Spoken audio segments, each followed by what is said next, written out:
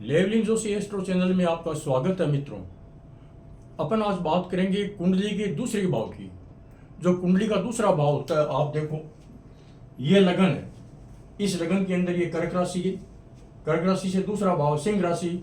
ये कुंडली का द्वितीय भाव जो मैंने लिखा है, ये कुंडली का द्वितीय भाव है। तो सिंह राशि का अधिपति कौन होता है? सूर्य होता है।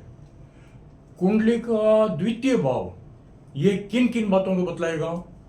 आपके कुटुंब को बतलाएगा, आपके दाहिने नेत्र को बतलाएगा, आपकी वाणी को बतलाएगा, आपके चेहरे की सुंदरता को बतलाएगा। अगर मान लो कुंडली के दूसरे घर के अंदर अगर शुक्र है या बृहस्पति है, बढ़िया पोजीशन में बैठे हुए हैं, तो आपका चेहरा भी सुंदर हो सकता है और आपकी वाणी भी मधुर हो सकती है। अगर कुंडली के दूसरे घर में अगर मान लो शुक्र बैठा हुआ है और उस पर बृहस्पति की दृष्टि आ रही है या बुध बैठा हुआ है शुक्र के साथ में, तो आपकी वाणी मधुर होगी। यहां अपन ये बात कर रहे हैं कि कुंडली का दूसरा भाव है, उसका अधिपति कौन है? लॉर्ड ऑफ सेकंड हाउस इसका रूलर है। यहां पर आप देख रहे हैं कर्क लगन की कुंडली के अंदर सूर्य इसका अधिपति है। सूर्य अधिपति होने का मतलब यह हुआ कि जो भी काम करेगा वह सूर्य करेगा, दूसरे भाव से संबंधित काम। यहां पर प्रॉब्लम यह आती है कि दूसरे भाव का अधिपति कहां बैठा हुआ है? दूसरे भाव का अधिपति जिस भाव में बैठा हुआ है वह उसी के रिजल्ट देता है।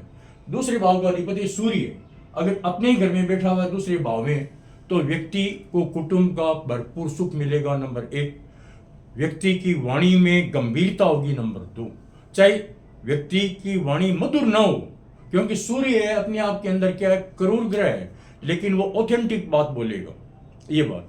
लेकिन ये कुंडली का दूसरे भाव के अंदर अगर मान लो सूर्य कुंडली के तीसरे भाव में बैठ गया, तो तीसरे भाव में बैठने का मतलब कुंडली का तीसरा भाव क्या है? पराक्रम का भाव, छोटे भाइयों का भाव, पराक्रम का भाव। व्यक्ति की इंक्लिनेशन या झुकाव किस तरफ है, व्यक्ति उसी तरीके से ही धन उपार्जन करेगा। अगर कुंडली का दूसरे भाव का अधिपति दूसरे भाव में बैठा हुआ है, तो वह अपने कुटुंब की विद्या से या कुटुंब का जो भी एलम है उससे धन उपार्जन करेगा। कुंडली के तीसरे भाव के अंदर आप देखते हो, तो कुंडली के तीसरे भाव के अंदर जो कन्या राशि है, और कन्या राशि का मालिक कहां बैठा हुआ है उसका फर्क पड़ेगा। तीसरे भाव का कारक कौन है, जैसे मंगल, उसका भी फर्क पड़ेगा। और ये जो दूसरा भाव है ना, ये धन कमाने की जो परिस्थिति होगी वो अपने पराक्रम से धन कमाएगा। कुंडली का चतुर्थ भाव माता का, वाहन का, मकान का, इनका होता है। तो यहां पर अगर दूसरे भाव का अधिपति बैठता है, कुंडली का दूसरे भाव का लॉर्ड ऑफ सेकंड हाउस अगर ये प्लेसमेंट लेता है चौथे घर में, तो व्यक्ति अपने पारिवारिक संपत्ति के उपार्जन से या उसके सहयोग से धन कमाएगा। अपने माता के सहयोग से भी धन कमा सकता है, वाहन के धंधा करके भी धन कमा सकता है। और कुंडली का जो चतुर्थ भाव होता है, इसको अपन क्या कहते हैं? जनता का भाव। तो वह व्यक्ति जनता का मित्र होता है। तो इस प्रकार के कार्य करने से व्यक्ति धनाढ्य भी होगा, और व्यक्ति धनाढ्य होगा, संपन्न भी होगा। और कुंडली का दूसरे भाव का अधिपति अगर पांचवें घर में जाता है, तो पांचवें घर के अंदर कौन सी राशि बैठी हुई है? यहाँ पर वृश्चिक राशि बैठी हुई है। तो वे व्यक्ति अपने संतान की सहायता से धन कमाएगा, अपनी बुद्धि और विवेक से धन कमाएगा। कुंडली का पांचवा जो घर होता है वो व्यक्ति की बुद्धि का होता है, उसकी मंत्रणा शक्ति का होता है, राजनीति का भी होता है, और साथ साथ के अंदर वो संतान का भी होता है। और कुंडली का तो दूसरा भाव है, व्यक्ति धनोपार्जन करेगा किससे? ये व्यक्ति दूसरे भाव का अधिपति जिस घर में बैठा हुआ है उसी की सहयोग से ही वो धनोपार्जन करेगा। यहां पर अपन ज्योतिष की जो ट्रेडिशनल ज्योतिष मानो या कृष्ण मूर्ति पत्ती ज्योतिष मानो, कुंडली का दूसरा घर, छठा घर और 10वां घर और 11वां घर व्यक्ति को धन दिलाने में सहायक होते हैं, व्यक्ति को धनोपार्जन कराने में सहायक होते हैं। अब मान लो कुंडली के दूसरे भाव का अधिपति कल को अगर मान लो छठे घर में बैठ गया, तो होने को तो छठा घर क्या है? शत्रु का है। तो व्यक्ति नौकरी से धन कमाएगा, और साथ साथ में व्यक्ति को परिश्रम ज्यादा करना पड़ेगा, और व्यक्ति को ननिहाल पक्ष के कोई सहयोग भी मिल सकता है, उसके किसी भी साथी के सहयोग से भी धन कमा सकता है।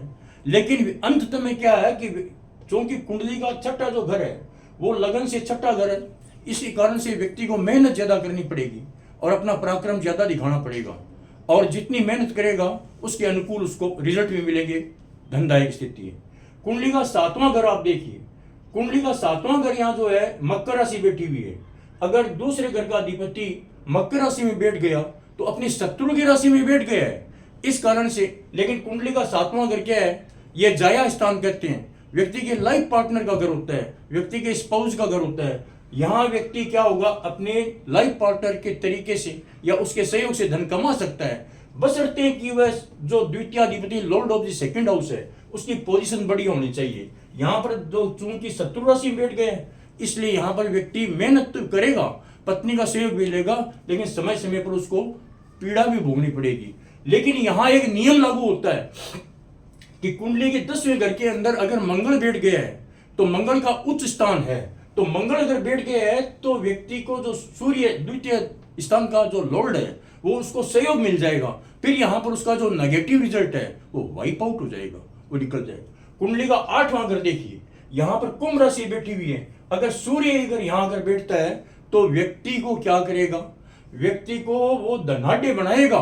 यह बात है, कारण कि यहाँ पर बैठ करके अपने घर को 7वीं दृष्टि से सूर्य देखेगा और व्यक्ति धनाढ्य होगा। कुटुंब के घर के अंदर भी उसकी दृष्टि होगी, व्यक्ति का पारिवारिक सुख होगा वो बढ़िया होगा। इसी प्रकार से कुंडली का जो 9वां घर है, कुंडली का जो 9वां घर है वो क्या करता है, भाग्य स्थान है। तो कुंडली का जो भाग्योदय होगा वो दूसरे घर का अधिपति और नए घर का अधिपति अगर आ जाता है तो कुंडली का व्यक्ति का भाग्योदय होगा। व्यक्ति अपने पिता के सहयोग से, अपने ज्ञान से, अपने विदेश यात्रा से धन कमाएगा। अगर यहाँ पर मीन राशि बैठी हुई है, बाई द वे यहाँ पर उच्च शुक्र बैठ गया है, तो व्यक्ति के जो सूर्य है और सूर्य शुक्र की जो युति होगी वो नुकसानदायक नहीं होगी, फलीभूत होगी, बढ़िया डेवलप होगा। कुंडली के 10वें घर के अंदर जो राज्य स्थान और जो पिता का स्थान है, पिता की संपत्ति का स्थान है, पिता की मान प्रतिष्ठा का है, व्यक्ति की खुद की मान प्रतिष्ठा का स्थान है, यहाँ पर अगर सूर्य आ जाता है तो सूर्य उच्च राशि में बैठ करके व्यक्ति को राजकीय सुख देगा और व्यक्ति का मान सम्मान बढ़ाएगा और व्यक्ति को धनोपार्जन राजकीय नौकरी से हो सकता है या ऐसे कामों से हो सकता है जिससे उसका मान सम्मान भी बढ़ेगा, यानी उसकी प्रतिष्ठा बढ़ेगी।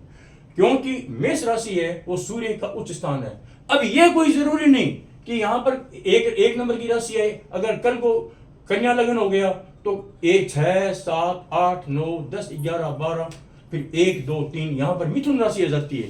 अगर मिथुन राशि आ जाती है तो क्या होगा, मिथुन राशि आ जाती है तो व्यक्ति का जो अधिपति है वो कौन होगा, कन्या। कन्या लगन का अधिपति बुध 10वें घर में अपनी राशि में बैठ करके व्यक्ति को धनोपार्जन कराएगा। इसी प्रकार से कुंडली का जो 11वां घर होता है ना, 11वां घर क्या है, यहाँ वृष राशि बैठी हुई है। क्योंकि कर्क लगन की कुंडली है तो 11वें घर का अधिपति कौन हुआ, शुक्र हुआ।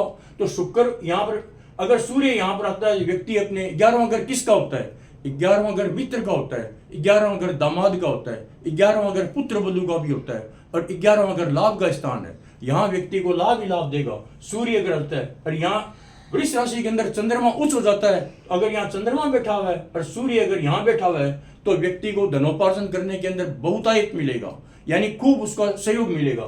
चंद्रमा का मतलब क्या हुआ, मातृकारक ग्रह। व्यक्ति अपने माता के सहयोग से भी धन कमाएगा, अपनी संपत्ति के सुख से भी धन कमाएगा और मित्रों के सहयोग से धन कमाएगा।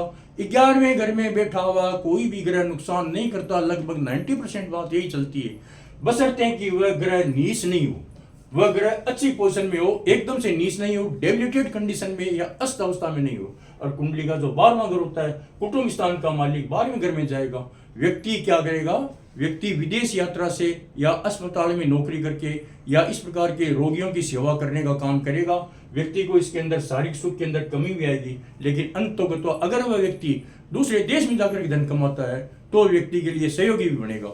इस प्रकार से मैंने आपको Lord of the second house जो है उसकी अलग अलग भावों के अंदर स्थिति बताई है। आपने वीडियो को सुना, इसके लिए आपको बहुत धन्यवाद।